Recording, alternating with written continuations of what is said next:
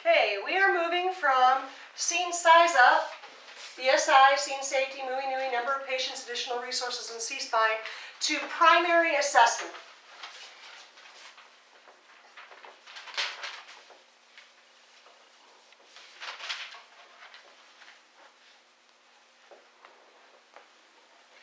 Okay, in our primary assessment, remember, we're breaking down patient assessment of 5 components, okay? We already covered scene size up. This is a lecture on primary assessment. In our primary assessment, there are 7 parts to primary assessment.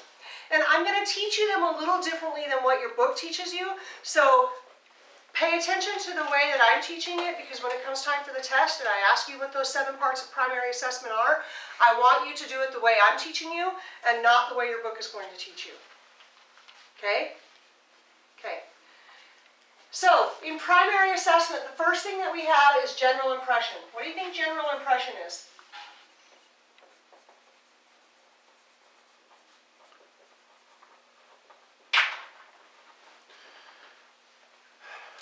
What's general impression? This is what you would see when you see the patient for the first time, and the first time that you look at them, you see whether or not they're aware of you and their circumstance that they're in. A lot of little things, but it all adds up to are you well or are you sick? Are you well or are you sick or are you dying? And we're going to simplify that to good, bad, and ugly. Okay? When you look at your patient, if your general impression is that your patient looks okay, then your general impression is good. If your patient looks like they're not feeling well, and trust me, when your patient is sick, you know, then they're going to be bad. And if they look like they're on the verge of dying, or they look like they could be dead, your patient is ugly. They're probably not actually physically ugly, okay? But the general impression that you're going to get is this is a pretty yucky situation. This patient really, really, really needs help. They're in an ugly situation. You and I, right now, all of us, belong in the good category. We are awake, we are alert, we are talking. Maybe the bad category if you stick your tongue out like that. But we're awake and alert and talking, and we're all learning, okay? None of us is semi-conscious, none of us is unconscious. We all belong in the good category. Do you have children? Okay, you have a daughter, you have a son. What do your kids look like when they're sick? Red face. Do they behave normally? No. No, she wants to cuddle. They're normally terrible. Yeah. They're not normal, right? I mean, maybe your child's not normal anyway, but they're acting outside of their normal behavior. Your child starts to run a fever, they get cuddly, and as much as you want to cuddle with them, you know that they feel pretty horrible, right? When your kid is feeling pretty horrible, and they're horrible enough that all they want to do is cuddle with you, they're probably right here in this bad category. I don't know, it was pretty ugly this morning.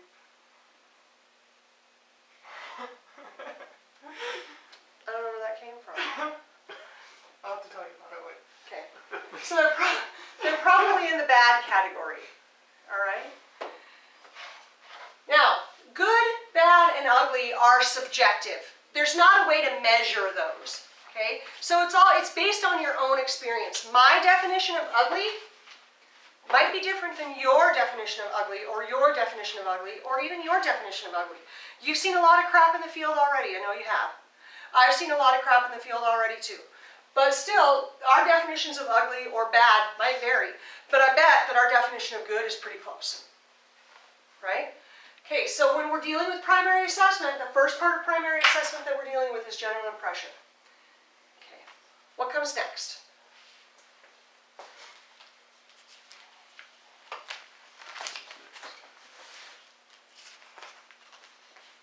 Level of consciousness. Level of consciousness.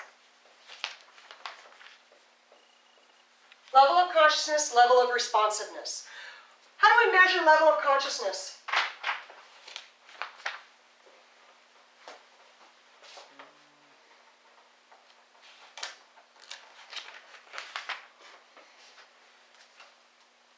Well, if they're passed out on the floor, then they're unconscious. How do you know?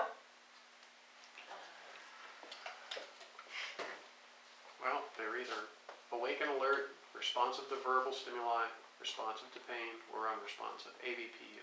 Yeah, and we'll put those in level of responsiveness. But let's talk about level of consciousness just for a minute, okay? We have three, basically, levels of consciousness. We have conscious, we have altered level of consciousness, and we have unconscious, okay? So we have conscious,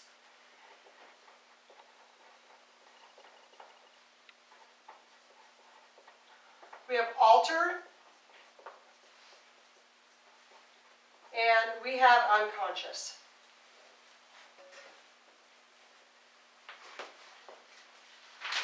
There's an acronym that goes with level of responsiveness that kind of fits along with this. Okay, so if we're talking about their level of consciousness, we're going to use conscious, altered, or unconscious. Then when we talk about their level of responsiveness, we have different types of responsiveness that goes along with this. So we have, for level of responsiveness, go ahead, Chief, you have it already. Okay, alert to alert. Alert. Yeah, alert. Responsive to verbal, AV, P, pain, and U, unresponsive. Okay, so if they are conscious, they are also alert. Now, they could be alert to just a couple of things. The fact that they're conscious and alert does not necessarily automatically mean that they're competent. Right? They have to be alert and oriented to all of those things that we already talked about. Person, place, time, and event. Their level of responsiveness is associated with what it takes to get a response from them. So if you're sitting there and you're talking to them and they are responding to you, they are conscious and alert. They may not be alert and oriented times 4. They may not be competent. But if I'm sitting talking to you and we're having a conversation, they're at least alert. Okay?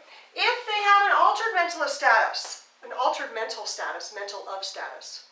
If they have an altered mental status, they are only going to be responsive to verbal or painful stimuli. Okay? If I'm talking to you and you don't respond until I say, hey, Mariah, you need to focus and answer me right now. You then respond to verbal stimuli. That means you have an altered level of consciousness, but you're still responsive to verbal stimuli. How am I going to check and see if they're responsive to painful stimuli? Pinch an ear, We can pinch an ear, pinch the neck muscle. pinch their neck muscle, Are they still doing the sternal rub? still doing a sternal rub. What else?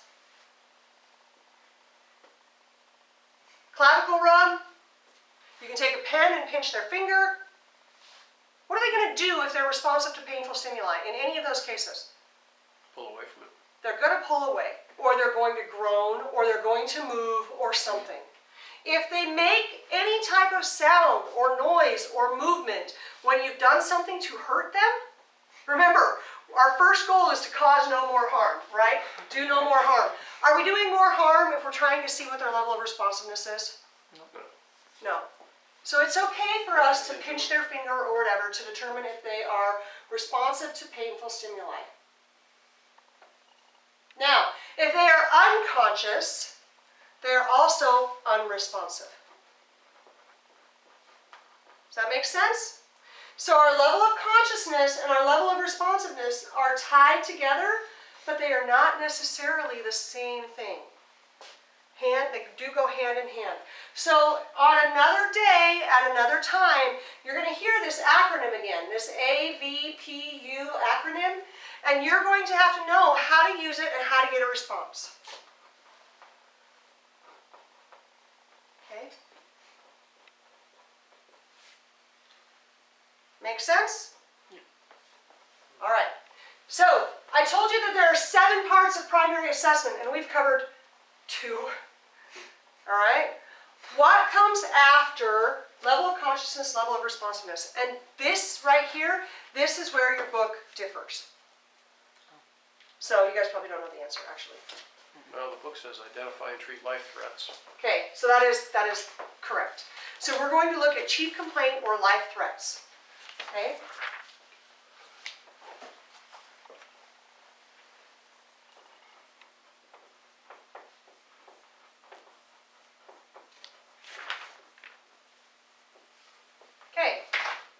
Why do we want to deal with this right now?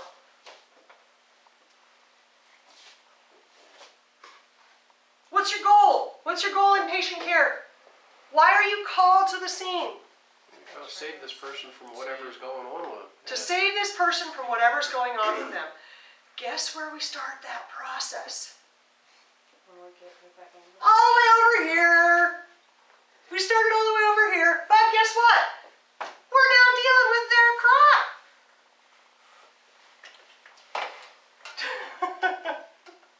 Are you laughing? Yes. We're now dealing with their stuff. So, at this point in time, we need to decide if they can give us a complaint. If they can give us a complaint, what does that mean? If they can complain to us, what does that mean? That they're breathing and that They're breathing. They're speaking. And they're speaking, which means they have a patent airway. So your A's are already taken Your care A's of. are already taken care of. And so are your B's. Most of the Most time, of it. yes. We might still have to deal with some breathing issues if they're breathing too rapidly or too slowly. Might have to apply oxygen. But if they can complain to us, we've pretty much taken care of our airway already. And most of our breathing. All right? What about life threats? Well, if they tell you they got a knife sticking out of their back, guess what? Life threat. A car that's about to explode. If they're in a car that's about to explode, we aren't here. It's here where we're like, okay, we got to get you out of here. Remember the difference between an urgent, an emergent, and non-emergent move? We don't get into our assessment until our patient is in a safe place. Okay? So we're not dealing with life threats in a car that's going to explode. This is the life threat on our patient. Like if they're bleeding, or if their airway isn't patent, okay, or if they're not breathing appropriately.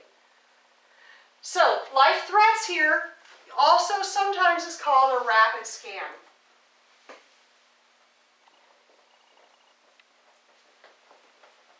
We're going to do a really quick look at our patient to see if our patient is breathing okay, if their airway is okay, if there's any bleeding that we need to take care of right now, or if they're going into shock.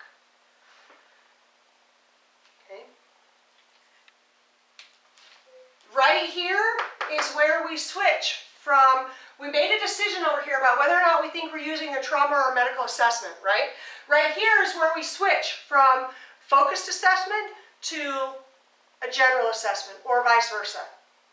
If our patient can complain to us and they can tell us what's wrong, we probably don't need to do a generalized assessment. Right? Yep. Unless what? Unless they have another injury that is distracting them from... They could have a distracting injury, or they're a victim of a multi-system trauma. Right? Oh, my elbow hurts, but you were in a head-on collision, so you have more than just your elbow. So we're going to check everything out. Okay? So we are going to start here with dealing with our possible life threats by looking at their airway. What is airway? Where's your airway start, guys? Where's your airway? Not your lips. Your mouth, your nose. We need to make sure that our airway is okay. It feels really warm in here, even though it's all the way down on cool. Does it feel warm to you? Okay, so we are going to open and assess their airway. What are we going to assess for? If there's a blockage. We're going to make sure it's not blocked. What else?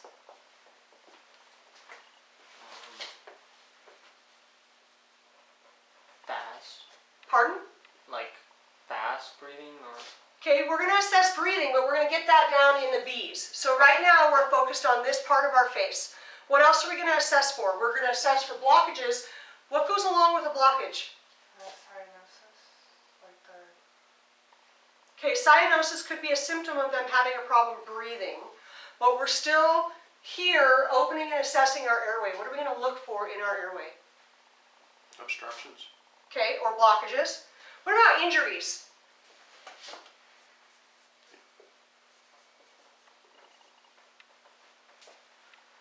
We want to make sure that if we have injuries in our airway, we're going to take care of them as soon as possible. So we're going to get rid of those loose teeth.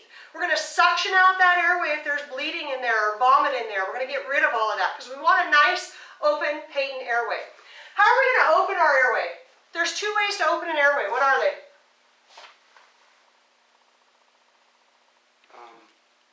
In CPR, how do you open an airway? Tilt the head back. Head tilt, chin lift. Okay? Or What's the other way? modified jaw thrust. Jaw thrust. So we're going to open it with a head tilt, chin lift.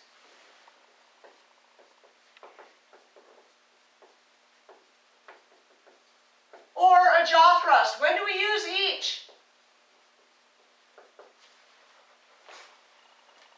When do we use a head tilt, chin lift?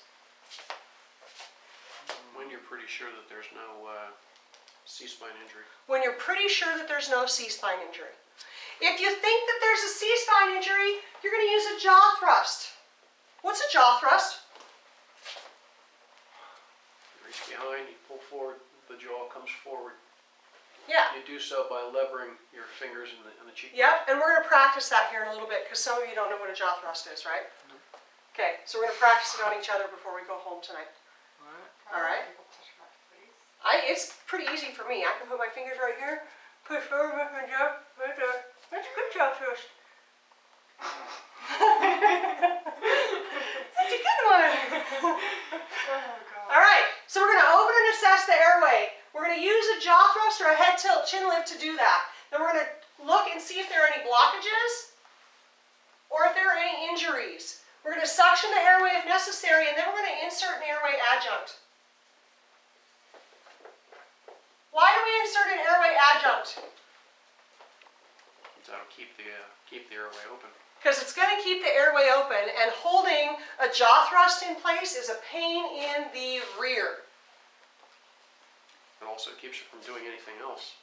It also keeps you from doing anything else. You can't have your hands open. So, when we're doing the airway, we're going to open and assess, we're going to clean it out if we need to, and we're going to insert an adjunct if necessary. When we're done with our airway, we're going to check breathing.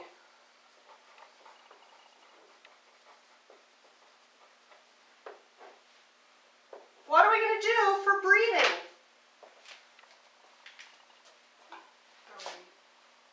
We're going to check the rate. So the first thing that we're going to do is we're going to assess. What are we assessing? Rate.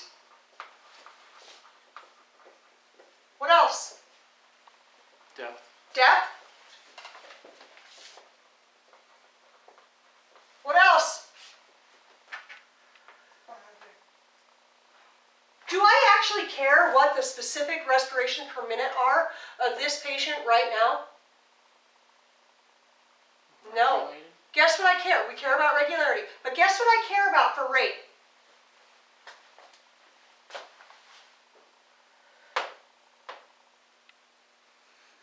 I don't care if they're breathing at a rate of 20 per minute. Right here in this patient, right now in this assessment, I want to know if they're breathing fast, normal, or slow. I'm going to get to their rate later when I get to their vital signs. But right now, I want to know if they're breathing fast, normal, or slow. Why? That may help you diagnose what's wrong with them. It may help you diagnose what's wrong with them, but more importantly, it's going to help you to decide what type of oxygen we're going to use for that patient. There's only one type of oxygen. We're going to decide what type of oxygen delivery device to use for that patient. Okay? So, when I'm assessing, I want to make sure that the rate, the depth, and the regularity are all okay. Yeah, you know what? When I do my vital signs, I want to know if there's sounds that go along with it. But right here, right now, I want to see what they're doing with their breathing. What else am I going to assess for?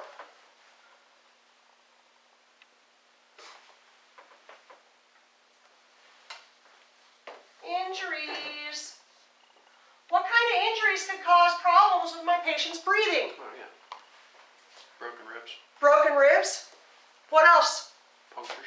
Punctures. Sucking chest wounds. Guess what? I want to figure out if there's any injuries at all that are going to mess with my patient. Whenever you're doing a hands-on assessment, you're going to look, listen, and feel for all sorts of injuries. So we want to know if there's any injuries that are causing a problem here for our patient. Now, once we've decided if the patient's respiratory rate or their depth or their regularity are normal or screwed up or whatever, we're going to decide what type of oxygen delivery device we're going to use. What are our options? A mask. A mask. Okay, so we could use a non-rebreather mask.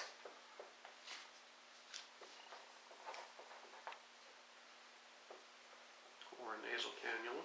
Or a nasal cannula, or a bag valve mask. Okay? Nasal cannula, non-rebreather mask, bag valve mask. Depending on your patient and how your patient is breathing and what type of injuries they present with, you're going to choose a different oxygen delivery device. And I promise you that as we get into this, we talk about respirations and we get into airway and we spend more time in body systems, this will start making more and more sense to you. But just know that at this point in time, you have to choose a way to give your patient oxygen. So we're going to open and assess their rate, their depth, their regularity. We're going to manage any injuries that are associated with our patient, and we're going to deliver oxygen. All of that happens in breathing. What is the next part of patient assessment? We did the A and the B. What comes next? Circulation. Circulation.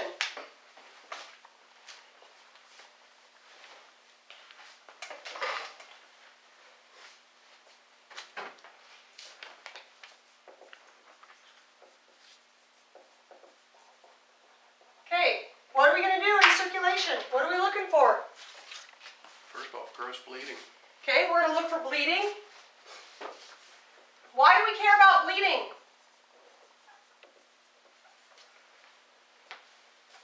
Is bleeding a life threat?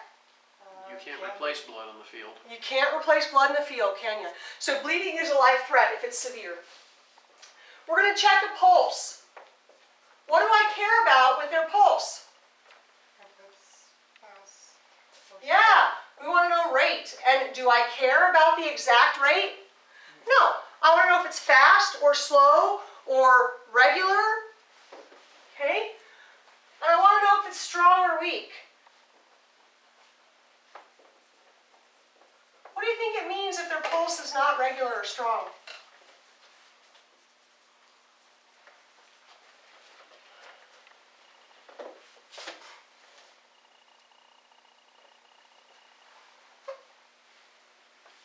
Anyone?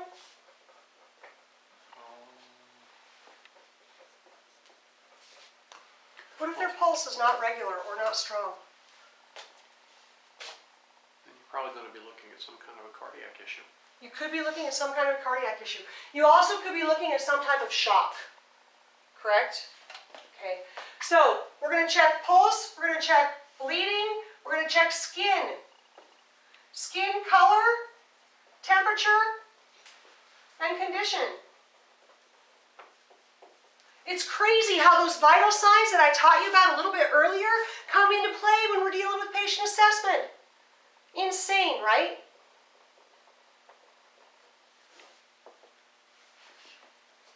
The last thing that we're going to deal with in circulation is shock. If your patient is presenting like they are experiencing shock, you have to provide treatment to them. We have a couple of positions that we have available to us for shock. We need to put a blanket on them, raise their legs up a little bit, not a lot, but a little bit, and make sure that they have oxygen. Hopefully you've already covered oxygen over here. Right? Okay, so that's circulation. What is the last part of primary assessment?